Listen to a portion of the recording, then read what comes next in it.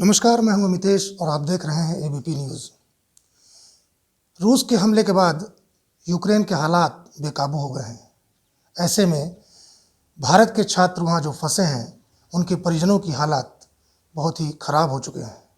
इस वक्त हम छत्तीसगढ़ के सरगुजा जिले के अंबिकापुर में हैं और आकृति त्रिपाठी नाम की जो मेडिकल की छात्र हैं, प्रथम वर्ष के वहाँ पर पढ़ाई करने गई हैं, वो भी वहाँ पर फंसी हुई हैं। उनके माता पिता हमारे साथ हैं। हम उनसे बात करते हैं कि उनको क्या तकलीफ है और बेटी की अभी क्या स्थिति है। जी, अपना नाम और परिचय बता दीजिए।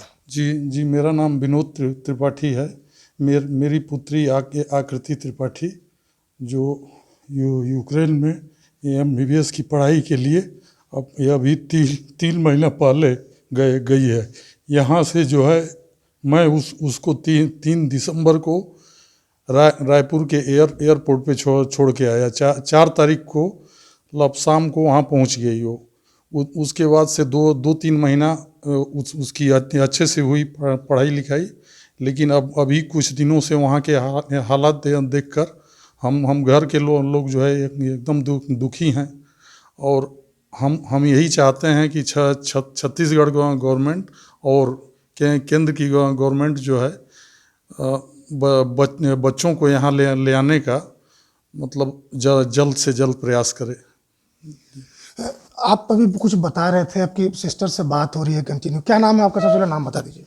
मेरा नाम आशुतोष त्रिपाठी है और मैं उनका भाई हूँ। आशुतोष जी, क्या आपकी सिस्टर से लगातार बात हो रही है? कैसे वो वहाँ पे सरवाइव कर पा रही हैं? कैसे, क्या स्थिति है वहाँ की? मैं उससे बात कर रहा हूँ तो मुझे बता रही है कि कैसे उन लोग को एक अंडरग्राउंड बैठाया गया है। 300 से 400 बच्चे उनके हॉस्टल के और आसपास के हॉस्टल्स के अंडरग्राउंड वहाँ पे बैठे हुए हैं और उन लोग को फूड सप्लाई और बाकी सब ज़्यादा प्रोवाइड नहीं कर रहे हैं और उनको ना ही ब्लैंकेट, ना ही ज़्यादा कुछ नहीं मिल रहा। उन लोग को -3-4 डिग्री सेल्सियस में उन लोग को रात बितानी पड़ रही है। तो अभी आपकी जो बात हुई है, तो वहाँ कुछ सपोर्ट मिल रहा है क्या उनको वहाँ पर? वहाँ के जो इंडियंस एम्बेसी वाले हैं उन लोग थोड़ा हेल्प कर रहे हैं, पर सीनियर्स लोग हेल्प कर रहे हैं, पर उन लोग को उसी बंकर में बैठ के ऐसी राहत है। ये बताइए त्रिपाठी जी कि अभी इस पूरे मसले को लेकर आपकी कहाँ कहाँ पर बात हुई है, किससे किससे बात हुई है अभी तक? मेरी बात सर कल रात में केंद्र से हेल्पलाइन नंबर जो है जारी हुआ है। उस हेल्पलाइन नंबर पर मैंने कल किया कॉल, तो वहाँ मेरी बातचीत हुई। तो वहाँ के हालात के लिए मैं उन लोगों से पूछा कि आप लोगों की तरफ से क्या क्या प्रयास किए जा रहे हैं। तो वो लोग हमसे बताए कि यहाँ से जो है माने केंद्र की गवर्नमेंट बच्चों को ले आने के लिए जो है प्रयासरत है और हम जल्द से जल्द जो है बच्चों को ले आने का प्रयास कर रहे हैं। जी, आपका नाम बता दीजिए। मेरा नाम अर्चना त्रिपाठी है। अर्चना जी, अभी जब हम लोग आपके घर आए तो आप मंदिर में बैठी हुई थी, क्या वजह? तो क्या करती, जब आदमी के पास कोई सहारा नहीं होता है तो भगवान का ही सहारा होता है। तो मैं मंदिर में चली गई थी क्योंकि सबका फ़ोन आ रहा है और हम क्या बताते, और हमसे तो ज़्यादा जानकारी सबके पास है। हम तो डर के मारे टीवी भी नहीं देख पा रहे हैं और हमको पता है कि कल दिन में 8 बजे से मेरी बच्ची बैठी हुई है और 7 बजे वो लोग निकले हैं और न कुछ खाए पिए नहीं है। फिर बच्चे फिर डर के मारे वहीं बैठ गए हैं। तो सरकार से कोई ऐसी अपील, मान लीजिए सब लोग, बहुत बच्चे फंसे हैं वहाँ पर, 20,000 छात्र फंसे हैं इंडियंस, सब यही अपील कर रहे हैं, लेकिन आप भी कुछ चाहती होंगी गवर्नमेंट से? मैं चाहती हूँ कि भारत सरकार कोई व्यवस्था करके सारे बच्चों को सुरक्षित ले आए। जो हमें दुख हो रहा है वो सबको हो रहा होगा, सबकी मम्मी परेशान होंगी। मैं रात भर नहीं सोई हूँ, कंबल डालने का मन नहीं कर रहा था जब पता चला कि हमारी बेटी के पास कुछ भी ओढ़ने के लिए नहीं है और वहाँ इतनी ठंड है कि बर्फ़ पड़ रहा है। तो हम तो रात बस ऐसे बैठ के बिताए। बहुत मन बेचैन था, इसलिए मैं बोली मेरे को मंदिर में छोड़ दो, मैं वहीं बैठूँगी।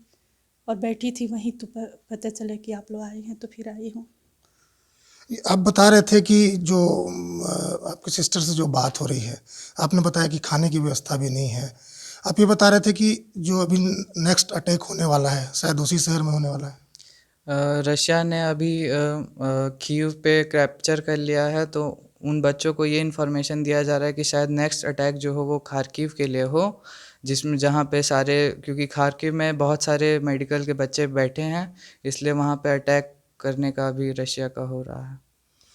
ऐसे हालात में जैसे कि आप पिछले 15-20 दिन से ऐसा माहौल बना हुआ है वहाँ पर, तो पिछले 20 दिन में लगभग कितनी बार आपकी बेटी से बात हो रही है और उसका लगातार जो अपडेट आप ले रहे हैं उससे मतलब कैसे आपकी मानसिक स्थिति कैसी है? मेरी मानसिक स्थिति बहुत ख़राब है। मैं दिन और रात मिला के कम से कम 15 से 16 बार मैं बच्चे से बात करता हूं और लगभग हर घंटे यही प्रयास करता हूं कि बच्ची की जानकारी में मिलती रहे।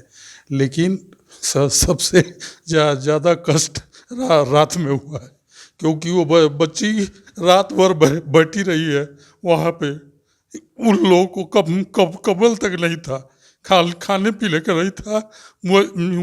मुझे भी रात भर नींद नहीं आई है, क्योंकि बच्ची का सुन के कि वहाँ भीड़ में उन लोगों के वहाँ जबकि ठंड बहुत है और उन लोगों को कंबल तक नहीं था, खाने पीने का नहीं था।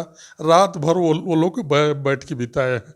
फिर 9 बजे हुआ है बात आज फिर से, तो बताए कि अभी हम लोगों को वहाँ जो है बेसमेंट में लॉक कर दिए थे, कहीं नहीं जाने दे रहे थे।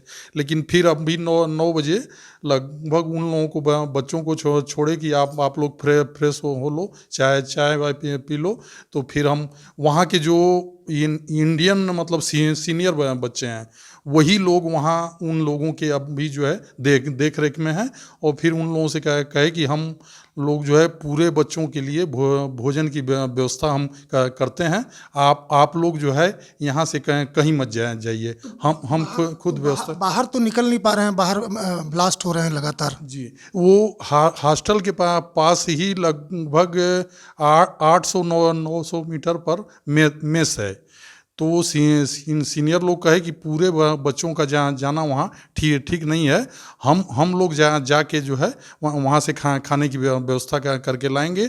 आप लोग यहीं मतलब सुरक्षित रहो। हम प्रयास कर रहे हैं कि वहाँ से लाएं खाना। अंत में आप क्या अपील करना चाहेंगी? बस ये कि बच्चे आ जाएं, आप सुरक्षित बच्चे आ कि मेरी बहन आ जाए। और सारे बच्चे आ जाएं।